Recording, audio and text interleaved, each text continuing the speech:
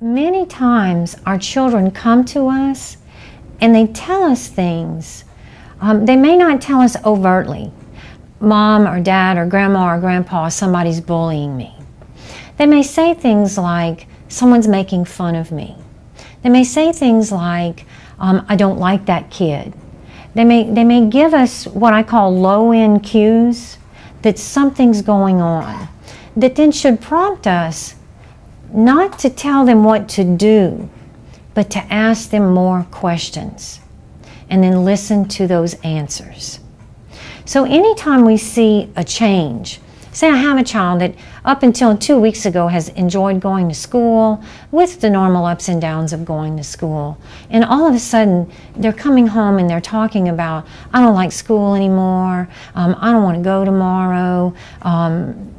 Those kinds of things are definite cues. Children often express their stress in their bodies. And so many times children, especially young children, aren't going to say, somebody's being mean to me. But they may start saying things and mean it. I've got a stomach ache. My head hurts.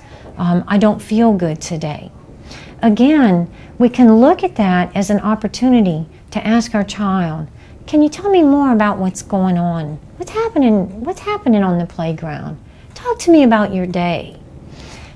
Children want to share. I think parents want to listen. So we need to pay more attention so that when we see those shifts in what our children are telling us, what parents and teachers and folks tend to do is when that child comes home and says, I don't want to go to school anymore. And sometimes they'll come home and say, somebody's being mean to me. That natural tendency is to say, well, you need to just ignore it. Really, we need to look at what our children are telling us as an opportunity to listen to what's happening to them. It may be something really great. I mean, our children come home and tell us great stuff too. But sometimes our children come home and tell us problematic things.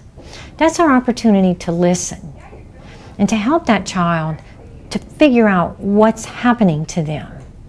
Ask them those important questions like, who have you told? Who else have you told? Who's around you when this is happening?